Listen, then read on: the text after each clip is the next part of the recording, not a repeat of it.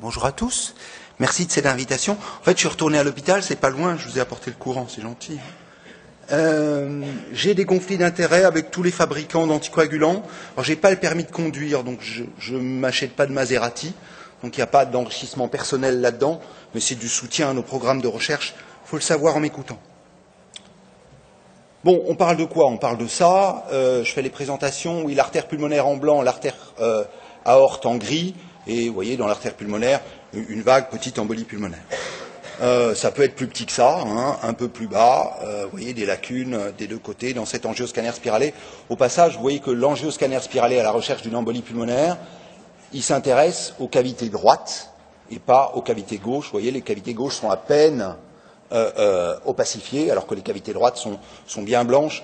Vous regardez ça sur vos scanners d'embolie. Si c'est comme ça, c'est bien. Si c'est l'inverse, le scanner est de mauvaise qualité.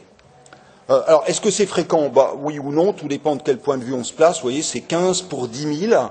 Alors, on fait maladie veineuse thromboembolique, thrombose veineuse, plus embolie. Donc, tout ça vous fait à peu près 100 000 personnes par an en France. Et grosso modo, il y a 2 tiers de thrombose veineuse pour 1 tiers d'embolie, ce qui vous fait, grosso modo toujours, 40 000 à 50 000 embolies par an. Donc, autant que le cancer bronchique, un peu plus. Alors, les facteurs de risque, les gros facteurs de risque, c'est les facteurs de risque cliniques. Et le gros truc, c'est l'âge. L'embolie pulmonaire, la thrombose veineuse, c'est un truc que les pédiatres ne connaissent pas, parce qu'il n'y en a pas chez les gamins, ou pratiquement pas chez les gamins. Il faut vraiment des circonstances exceptionnelles pour qu'il y ait ça.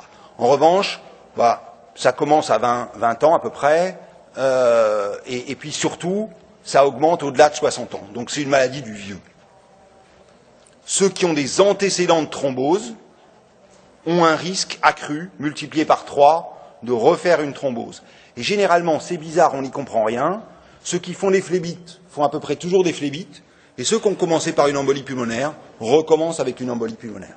Après, il y a la chirurgie, le cancer, qui fait à peu près 20% des malades, l'immobilisation, qui résulte souvent de l'un ou de l'autre, le traitement hormonal sous toutes ses formes, contraception, traitement hormonal substitutif, traitements hormonaux des cancers de prostate et du sein, la grossesse, et puis après, le syndrome des antiphospholipides, les syndromes myéloprolifératifs, ça c'est beaucoup plus rare, et puis ensuite, il y a des causes rares. Donc les gros trucs, c'est la chirurgie, le cancer, l'immobilisation et l'âge. Ensuite, il y a les facteurs génétiques, déficit en antithrombine, exceptionnel, déficit en protéine C, en protéine S, ça c'est les gendarmes de la coagulation, c'est les anticoagulants naturels qu'on a à bord. Et ensuite, il y a 2 mutations dans les facteurs numéro 5 et 2, et enfin, les gens qui ont un groupe sanguin qui n'est pas haut ont un petit risque supplémentaire. La 3e colonne, vous l'oubliez, c'est des trucs pour hématologues distingués.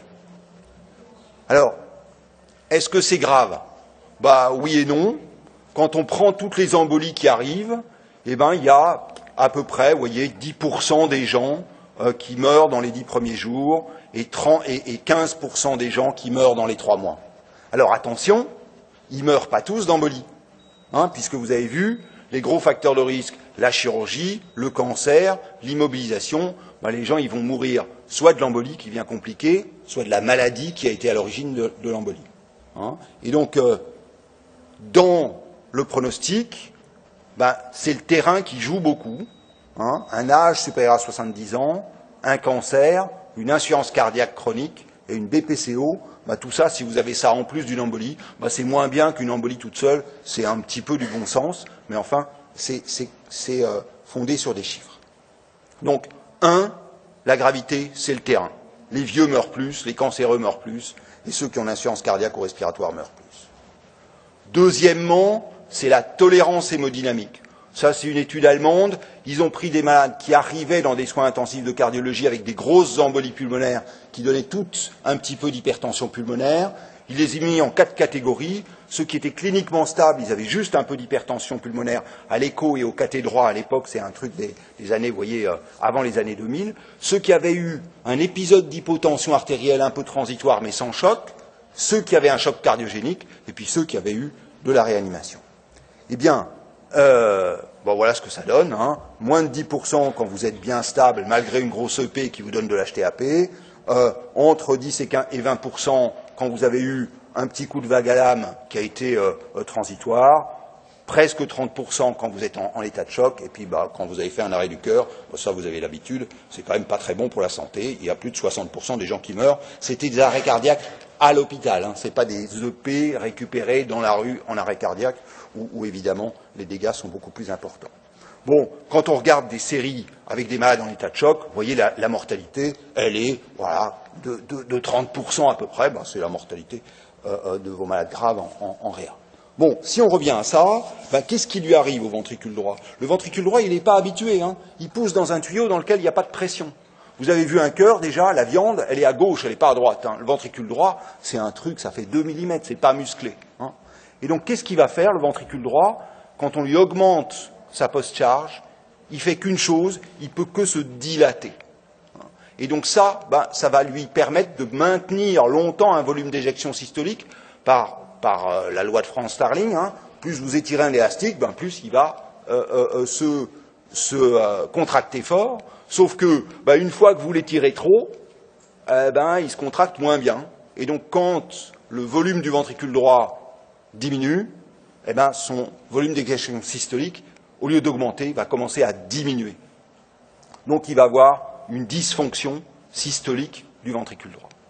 Deuxièmement, comme il bat plus vite et qu'il a plus de force de contraction, il va consommer plus d'oxygène. Comme il y a un peu d'ischémie, comme il y a un peu d'hypoxémie, ça va donner de l'ischémie ventriculaire droite. Deuxièmement, quand le ventricule droit se gonfle, il appuie sur le ventricule gauche. C'est ce qu'on appelle l'interdépendance ventriculaire. Vous savez qu'il y a un septum paradoxal. Le septum, il va se gonfler de la droite vers la gauche. Ça va empêcher le ventricule gauche de fonctionner bien. Ça diminue la précharge du ventricule gauche. Et tout ça, ça entraîne de l'hypotension, une baisse du débit coronaire, une aggravation de l'ischémie ventriculaire droite et donc une aggravation de l'état de choc. Celle-là, je vous la passe, c'est la même. L'embolie, ce n'est pas un problème de pneumologue, c'est un pneumologue qui vous parle. C'est un problème d'hémodynamique. Ils ne sont pas en insuffisance respiratoire aiguë. Même les graves, vous leur donnez 3-6 litres d'oxygène, c'est bâché. Il y a quelques hypoxémies importantes qui sont les malades qui ont ouvert le foramen ovale. Et donc là, il y a du shunt et du sang qui passe directement de la droite et de la gauche. Et là, ceux-là, ils peuvent être pas si mal sur le plan hémodynamique, mais très hypoxémiques. Mais c'est vraiment l'exception. La règle, voilà, c'est 6 litres d'oxygène et point. C'est exceptionnel qu'on ait à ventiler un malade artificiellement qui soit atteint d'embolie pulmonaire. Là, c'est soit qu'il a fait l'arrêt du cœur, soit qu'on se trompe de diagnostic. Donc, les mécanismes de l'hypoxie, c'est du shunt, je vais vous montrer, sur ce qu'on appelle les infarctus pulmonaires, de l'effet shunt ou un foramen ovale perméable. L'infarctus pulmonaire, c'est ça, vous voyez, sur cette radio, on dirait, oui, il a une petite pneumonie. C'est comme une pneumonie, sauf qu'il n'y a pas de pus là-dedans, il y a de l'inflammation, il y a du sang qui est lié à la présence de l'obstruction vasculaire pulmonaire, et ça vous colle du shunt comme une pneumonie, ça crépite d'ailleurs comme une pneumonie, ça donne un peu de fièvre, ça donne de la douleur, et ça peut être traité par les antibiotiques. Alors pour une embolie pulmonaire, ça ne marche pas très bien, et ça nous donne des récidives, c'est là que les malades s'aggravent. Hein, donc l'embolie, vous voyez, c'est une toute petite embolie de rien du tout, qui vous donne cette grosse opacité ici, et c'est souvent les embolies distales qui donnent ces infarctus pulmonaires. Les grosses embolies pulmonaires, elles font pas très mal, elles donnent pas d'infarctus pulmonaire, et elles sont plus dangereuses. Mais ça peut vous donner une hypoxie non négligeable. Alors, comment est-ce qu'on fait le diagnostic? Généralement, en dehors de l'urgence, on le fait plan-plan, en plusieurs étapes.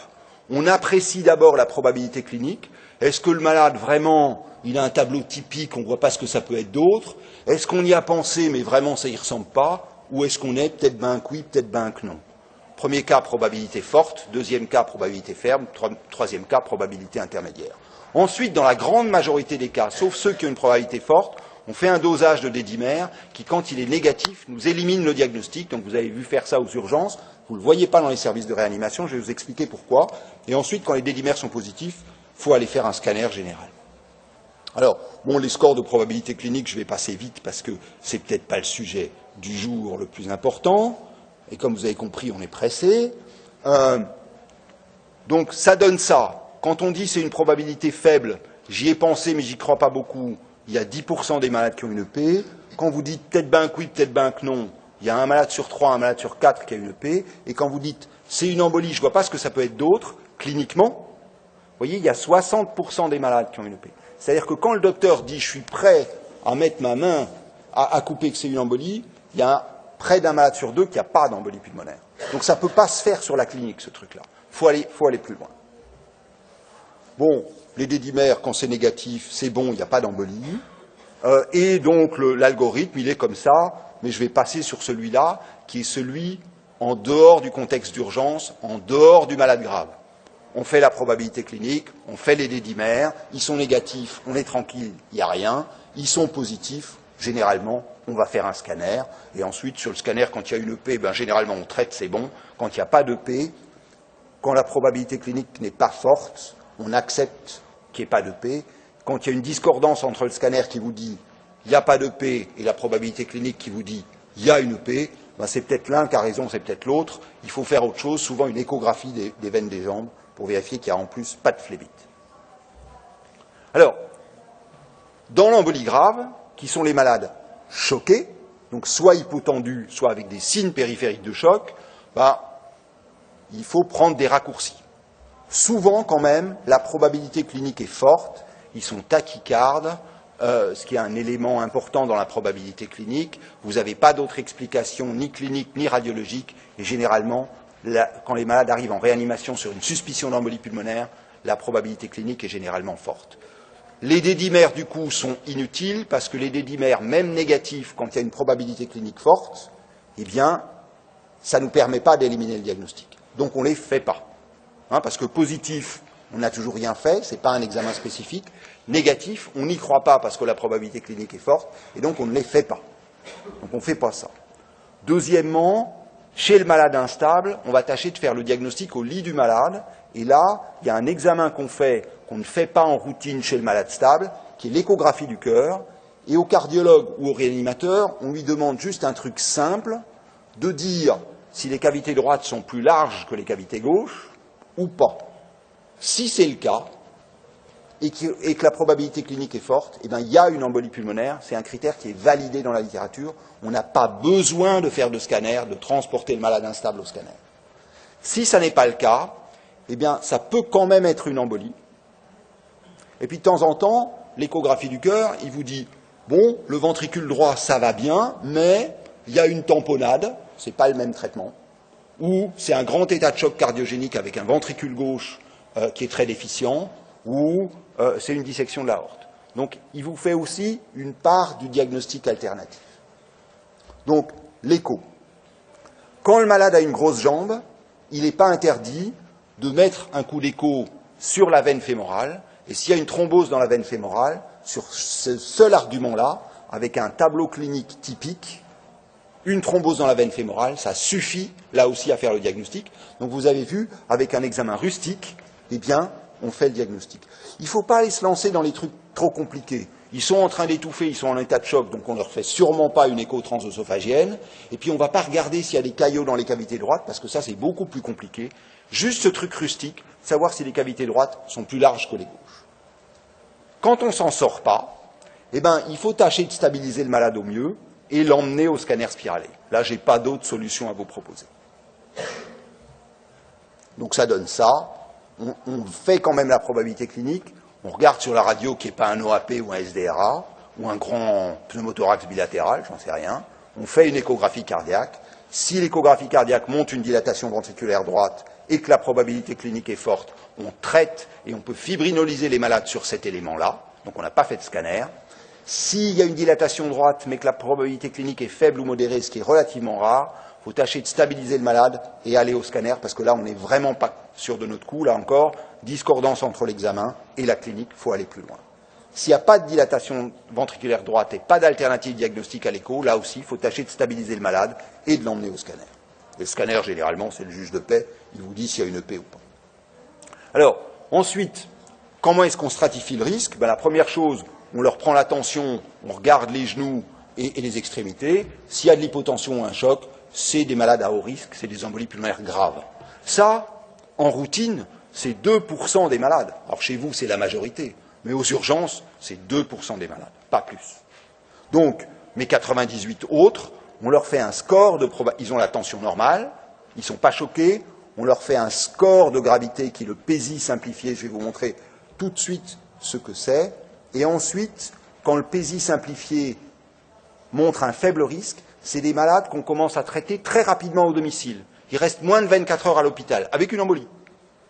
Okay, et ils sont traités par anticoagulants chez eux. Et puis, les malades qui sont intermédiaires, ils ont le score de probabilité clinique, de gravité clinique un peu élevé, mais ils ne sont pas choqués. Ceux-là, le score de gravité clinique, c'est ça. Les vieux, les cancéreux, l'antécédent cardiaque ou respiratoire, la pression systolique qui est supérieure à 90 mm de mercure, ils ne sont pas choqués, mais qui est inférieure à 100, la fréquence cardiaque supérieure à 110 et la saturation inférieure à 90. Quand ils ont un de ces points, il faut les garder à l'hôpital. Quand ils n'ont aucun de ces points, on peut les faire sortir rapidement de l'hôpital. Et donc, les autres, ceux du milieu, qui ne sont pas choqués, mais qui ont au moins un point, on va regarder leur cavité droite. Sur le scanner, ça suffit. On regarde sur le scanner si le VD est plus large que le VG. Et s'il y a ça, on va faire des biomarqueurs. Celui que vous avez sous la main, le BNP, le NT-proBNP, la troponine, je n'ai pas de marque préférée. Et si vous avez les deux, c'est des malades à risque intermédiaire fort. Si vous avez un des deux ou zéro, c'est des risques intermédiaires faibles. Ce qui est recommandé, c'est de mettre les risques intermédiaires faibles en salle, sans surveillance, et les autres en unité de surveillance continue. Les tout premiers, les hypotendus, ils vont évidemment en réanimation.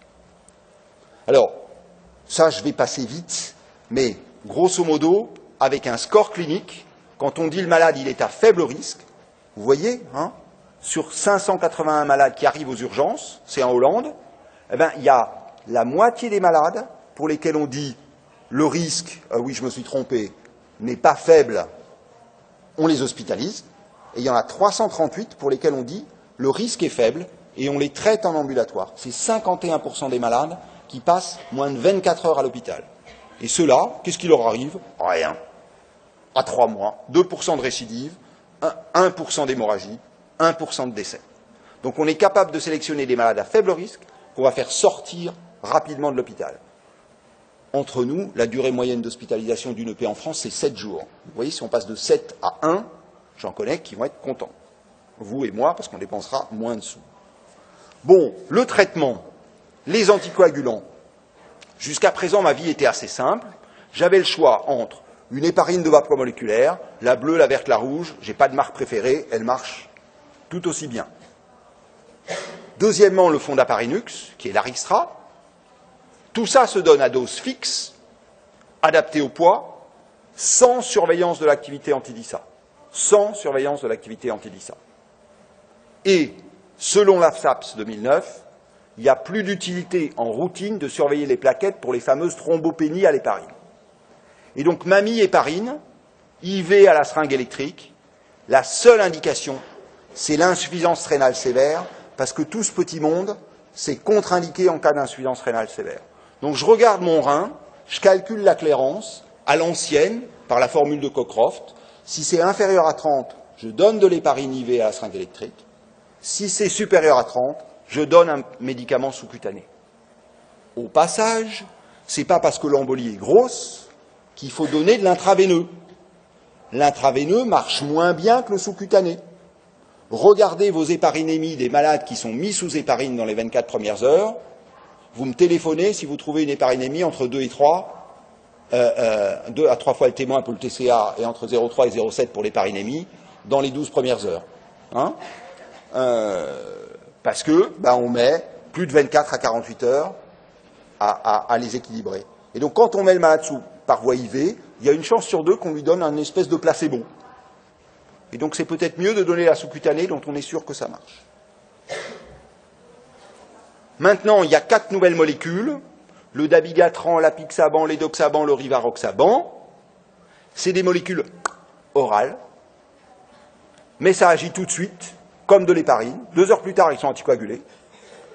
Ils sont tous éliminés par le rein, et donc ils ont tous la même contre-indication, clairance inférieure à 30.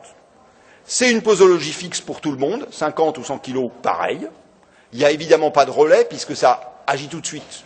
Donc ceux-là, vous leur donnez la première injection d'héparine, et puis vous leur donnez le premier cachou, au moment où vous donneriez la deuxième injection d'héparine. Il n'y a pas d'interaction alimentaire, donc la choucroute, les tomates, les machins, le chou, tout ça, ils peuvent manger. Hein, et il y a peu d'interactions médicamenteuses, il y en a quelques-unes, mais il y en a beaucoup moins. Donc vous voyez, c'est quand même plus simple à utiliser. Alors est-ce que ça marche, docteur? Bon, ça marche pas mal.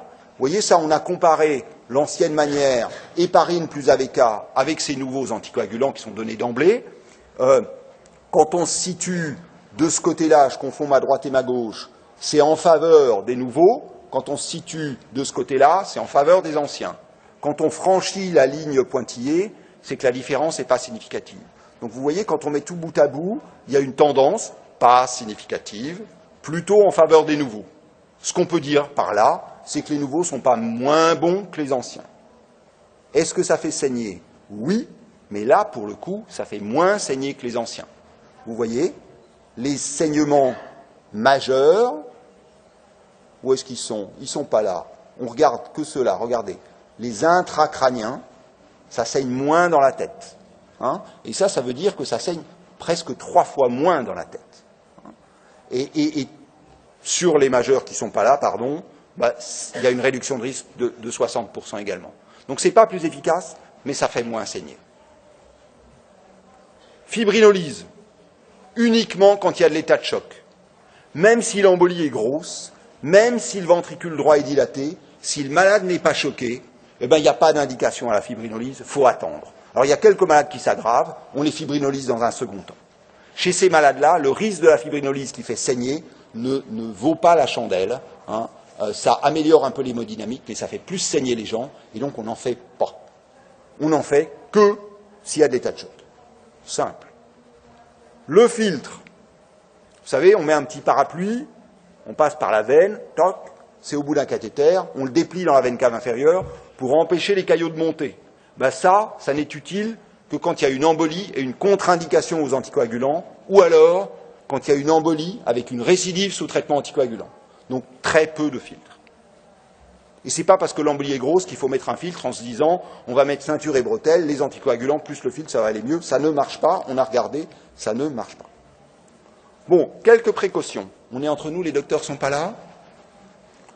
Vous protégez votre malade. Quand ils arrivent avec les cathéters, vous dites « Ah ben on n'en a plus, on n'a pas été livré ». Donc le moins de trous dans le malade possible.